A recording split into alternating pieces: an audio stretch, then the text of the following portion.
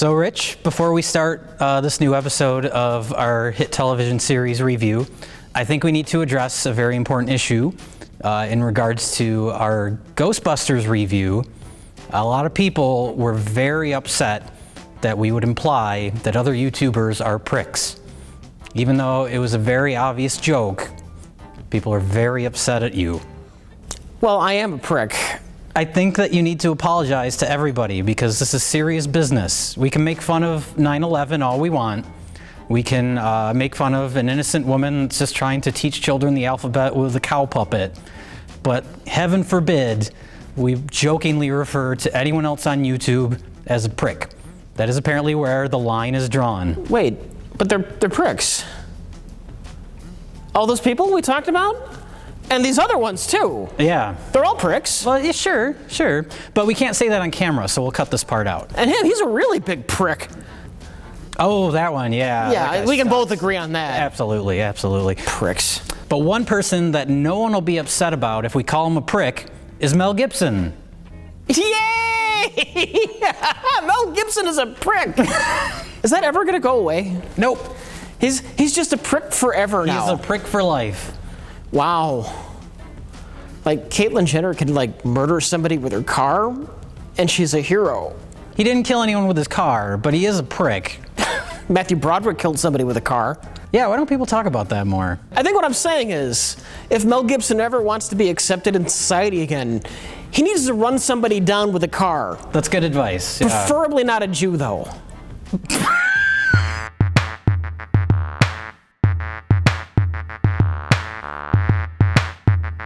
Well, hello and welcome to Review. This time it's me and Rich Evans. Oh my God. And we're going to be discussing The Road Warrior, aka Mad Max 2, as I think it's known everywhere around the world except for the US. Am I alone in thinking just The Road Warrior alone is a cooler title? It is, and it was just called that because most American audiences had no idea what the fuck Mad Max was. It didn't get a wide release here. I didn't know what the fuck Mad Max was. I think a lot of people grew up on The Road Warrior without really knowing Mad Max. Well, they used to show it on HBO 3 times a goddamn week. As they should. And little 6-year-old me is just watching and loving that movie every goddamn time they aired it. And I was in the video store one day, and I think my uncle pointed out that Mad Max was there, and that was the first one. That Road Warrior was a sequel, and I had no idea. And then you watched the first one, and you said, "This is boring." That's exactly what happened. Yeah, the first one. No, well, we should say right up front, it's unanimous that The Road Warrior, up until a couple years ago, was universally considered the best Mad Max movie. Literally everyone on the planet says so. Yes. There's not a single person that could possibly say the first or third one is the best Mad Max movie. But now there's some debate about which is the best Mad Max movie because Fury Road came out and it blew everybody away. Fury Road is amazing. Fury Road is amazing. I wanted to talk about The Road Warrior because I had this thought the other day. I'm while watching a chunk of Fury Road, and I was thinking, does this make The Road Warrior obsolete? I rewatched it, The Road Warrior, in preparation for this discussion, and the answer is yes. It's a great movie, but everything that The Road Warrior does that's great, Fury Road does it better.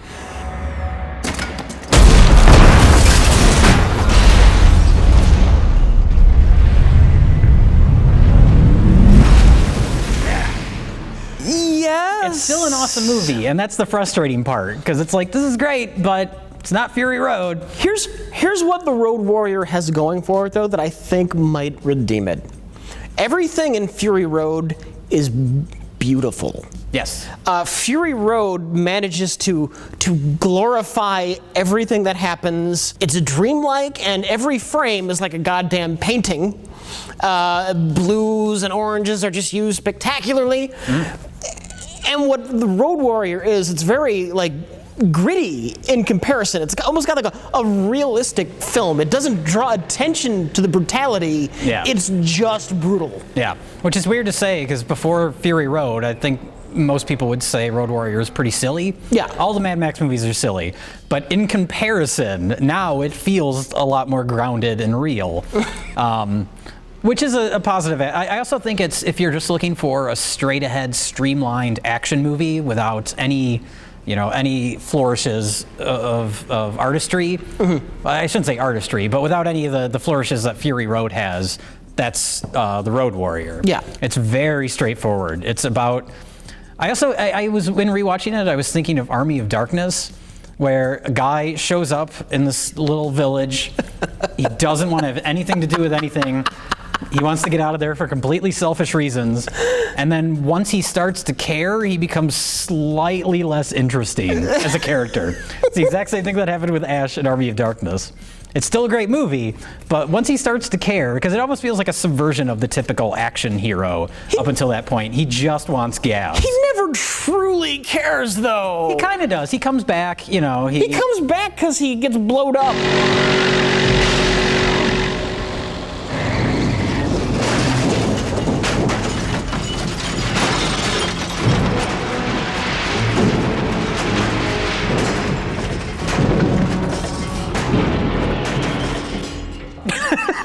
He gets dragged back. I suppose he seems to have a little bit more of an investment in helping these people out, though, at that point, because there's the scene where the guy's like, you don't care about anything and you're stuck, living off the scraps of the old world. And then there's a little bit of a shift in Max at that point. Hey, listen to me. But he still punches him in the face and takes off in his car. That's true. Foolishly, arguably foolishly, he gets in his car and he drives straight through like the bad guy encampment. It's like he doesn't give a fuck. He doesn't give a fuck. Mm-hmm.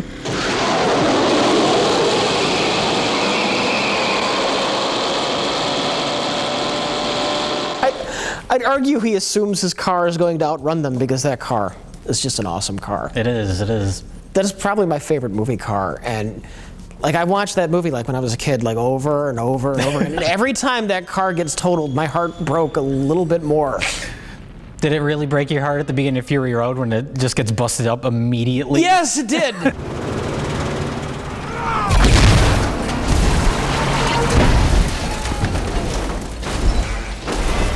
Well, for anyone that maybe has seen Fury Road and has not seen The Road Warrior, we kind of skipped over what the actual movie is about. What is the plot of The Road Warrior?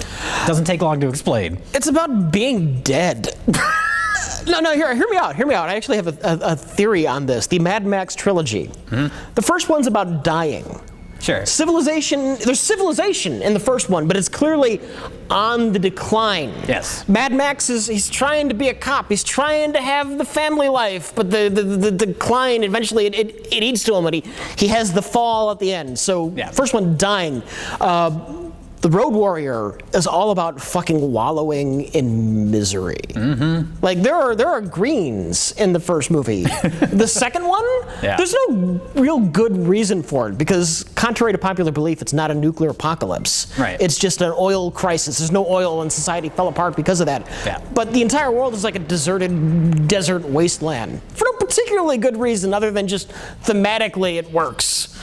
And Max doesn't care about anything but himself for most of the movie, and the world is just completely brutal and heartless, and humanity has just devolved into savage animals.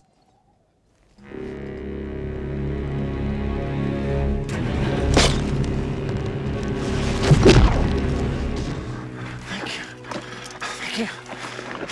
Save it. I'm just here for the gasoline. Which is another theme that is kind of in there. You have the feral kid. Oh, yeah. Who's like a dog boy.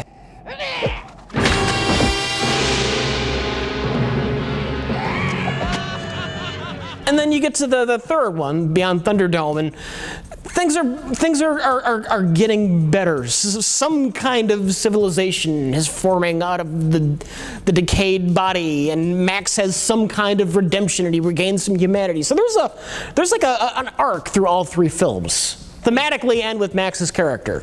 Sure. And then how does Fury Road fit into that? It's a different beast. It's just a completely different thing. Yeah. One thing I like more than Fury Road is that the narrator is not Max. All that remains are memories. I remember a time of chaos, ruined dreams, this wasted land. But most of all, I remember the Road Warrior. Max has a voiceover at the beginning of Fury Road, and I like that it's why I don't like the first Mad Max quite as much, is that I like Max as sort of this weird folk hero that just stories about him has been kind of passed down. Yeah. And because that's another thing people complain about Fury Road, like, oh, Max isn't even the lead, it's all about Furiosa. That's like, how it was done. Have you seen another Mad Max movie? And that's the Mad Max, the first movie. It's almost like Batman Begins, where it's like we're seeing everything, being set up. We're seeing how he becomes the character he becomes, but that's not nearly as interesting as The Dark Knight. Get that shit out of the way. He works better as this like folk hero. Yeah. This iconic kind of character rather than a human being. No, but like Max himself, you're talking about his character. I mean, he's just an interesting loner drifter that you can view this fucked up world from. Right, yeah, he's your vessel into this world. The star of the movie is the world more so than it is Max. Yeah. He's just how you get to that place, how you get to this town full of people that have gas and... Well, not only the people, the fucked up bikers. Oh, sure. That appeared in like every movie after that. Yeah, the Road War, or not the Road, well, yeah, I guess you could say Mad Max too, but also the first two Mad Max movies, along with Escape from New York, were responsible for so many Italian ripoffs. We watched one on Best of the Worst, Raiders of Atlantis, but there's so many more. Fucking Weird Science has Mad Max bikers in it. Yeah. One of the actual, Vernon Wells, one of the actual guys. I found that out this afternoon. I was like, oh my God, that is the same guy. It's the same guy. It's the red Mohawk Wes. guy. Wes? I'm pretty sure his name is Wes. Is that the character's name? Yeah. I do like, and it's never really commented on, but that character seems to have his own like twink S&M boyfriend. And it's not really commented on. But that's pretty progressive for the early 80s. That's pretty radical for a movie made at that time, because he looks really upset when that little twink guy gets the boomerang in the face. His S&M buddy that's on the motorcycle behind him throughout the whole film until that point. Yeah, Yep. Right behind him on his assless chaps. Clearly, if they want women in this universe, they just grab them. You know what makes it work too? It's not done as an excuse to sneak TNA into the movie. Right. It's very like disturbingly casually done. Max, Yeah. he kind of just sees it through a periscope, and it's kind of taking place in like the bottom left-hand corner of the frame. It doesn't affect him to the point where when Max goes down there, the girl's been killed. The guy is leaning up against the car that was also attacked, and he's like, "Thank you for saving us, thank you." And Max is just like, "I just want some fucking gas, man." Like, that's the world of this movie. It hammers home how far the world has fallen in the universe of Mad Max. Yeah. The Ayatollah of rock and roller! I am gravely disappointed. Again, you have made me unleash my dogs of war. Lord Humongous, do we have anything to say about Lord Humongous? Lord Humongous is great visually. Emotin Joe is a much more interesting villain. Yes. And that's what I would say about Road Warrior is it's very, like I said, very straightforward as far as an action movie. These are the bad guys. These are the good guys. And there's not a whole lot more layers to that. I do like how he's fairly well spoken though. I mean, he looks. Oh, yeah. He looks like this fucked up bodybuilding S&M kind of psychopath. Yeah. But he's fairly articulate. I beg you to just walk away, and this can all be put aside. It's not like we're gonna kill all of you. It's just he's well spoken about what he wants. He just wants the gas. Yeah.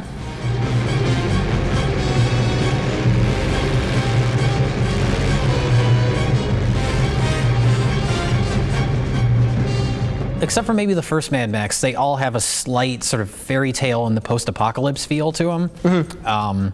And Fury Road has it the most, with like the evil leader up on his castle and all the peasants down below.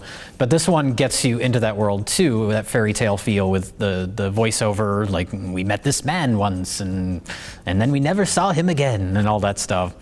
But this one, yeah, it feels grounded, but it still has those fairy tale aspects to it. Yeah. Was that ending chase scene in Road Warrior? Was that how long was it before that scene was topped as far as just scale? It wasn't topped until Fury Road. Is that what we're gonna say? Well, Fury Road is because it's funny, people used to describe the Road Warrior as just one long chase, and it really isn't. There's a lot of build up to it. There's a whole lot. And there's a couple action scenes early on, but there's a lot of just establishing the worlds and establishing the situation. Fury Road is almost nonstop, one long chase. It's relentless. It's clearly what George Miller has always had in his mind that he wanted to do. And before Fury Road, the closest he got, I think, was the Road Warrior. Well, it's the blueprint, because you can tell he wanted that wordless storytelling in the Road Warrior. Max has, I believe it's 16 lines in the whole film. Is that it? It's and only that's something people complained about with Fury Road. Like, it's called Mad Max, but Mad Max never talks. I've never seen a Mad Max movie before. all the people when Fury Road came out who had never seen a Mad Max film complaining that Fury Road wasn't about Max is the strangest fucking thing. Yeah. They gotta find something to complain about. He just gets involved in somebody else's problem, exactly like what happens in The Road Warrior. He doesn't have any personal stakes in the film, exactly like what happens in The Road Warrior.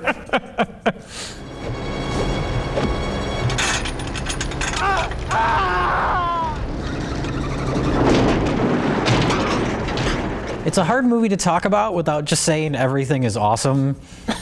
I like it during the end chase when there's the two guys that are strapped to the front of the cars and they have the burlap sacks over their heads that fly up just in time for them to see how they're going to die. And then just immediately their heads squash like melons. And it's also got the most impressive stunt in the world, which was a complete, nearly fatal accident. There was the crash, and the guy, the stuntman, he was just supposed to fly off frame, but instead his feet get hooked on like the top of the car or something, and he does this pinwheel, and I heard he nearly died. Yeah. He broke his leg in like 8 places or something really fucked up. Yeah, you see it in the movie, and you can't plan that. Like, I can't imagine anyone was expecting that to happen. They left it in, but why the fuck wouldn't you?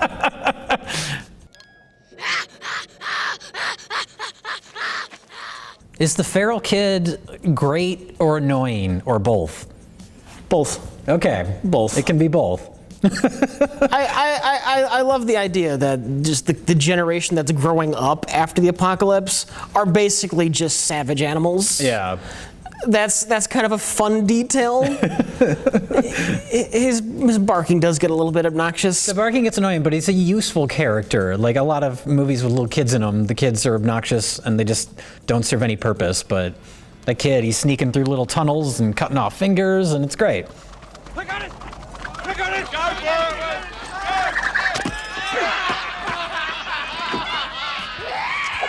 Have you heard people theorizing that that kid is Max in the new movie in Fury Road? I think I heard something about that. I don't care. Okay. I don't give much credit to it. No. What would be the point in having it be the feral kid? Other than just as a fan theory. Well, it gets to keep it in continuity.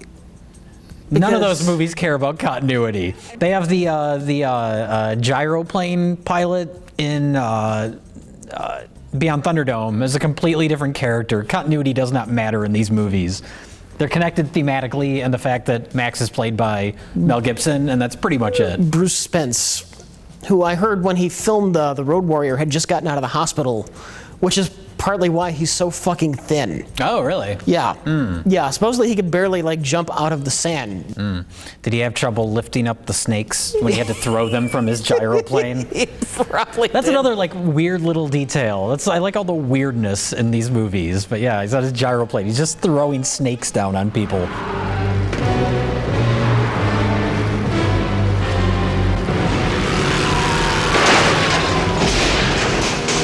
It's effective. It would be. It worked really well. I'd be freaked out if somebody threw a snake on me from the sky. I think there would be a moment of confusion first. Like, what the fuck?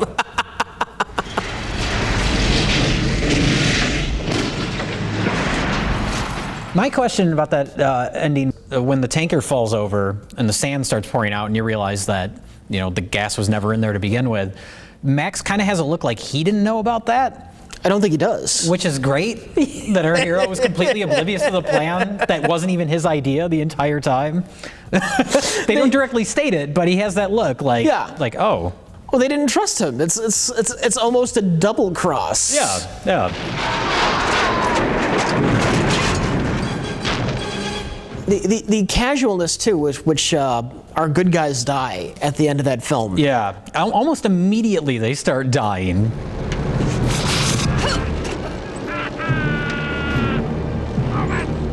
Even like the warrior woman. I mean, it's not a glorious death. No. She doesn't go out like, I'm gonna take you with me. She doesn't like explode and take out bad guys with her. She just gets shot and slumps over. Yeah. And for like the next 5 minutes, her body's just hanging off the back of the truck. And that's something I guess that's a positive over Fury Road too, is that everything's a little more heightened in Fury Road. Everything's a little more dramatic cinematically. And I like the bluntness of everything in Road Warrior. Yeah. Like the engineer, he just falls off the back of the truck and he gets sucked under a wheel somewhere in the back of the frame. Yeah. So if you had to pick one, as far as a better movie, Road Warrior or Fury Road? I have to go Fury Road. It's such a shame, isn't it? Like, I mean, it's not. It's like an embarrassment of riches. But the idea that now it's like, as awesome as the Road Warrior is, Fury Road, boom, takes everything up a few notches. When I was young, Road Warrior was like one of my all-time favorites. That was right up there, and I have to say it's kind of been replaced, or at least buried a bit under Fury Road. That's a good thing ultimately, because Fury Road's a relatively recent movie, and that means that Hollywood can still make a film I love. That's true. Which, up until Fury Road came out, I thought that was something that was never going to happen again. Yeah, Fury Road was like a little miracle. The fact that, I mean, especially when you know about the history of it and how much trouble he had getting it made, and then it finally comes out, and George Miller's in like his 70s, and he made an action movie that puts, people half his age to shame. Thank you, George Miller. Thank you, George Miller. I know you've talked about making another one. You don't have to. You really don't. You've enriched my life enough. Hasn't he recently said he's not going to? There's talk of doing like a standalone Furiosa movie, and I don't think that's happening now. I don't know. Yeah. He can retire. he can be like Max at the end of Road Warrior, and we never saw him again. And I'd be okay with that. He can walk off into the sunset.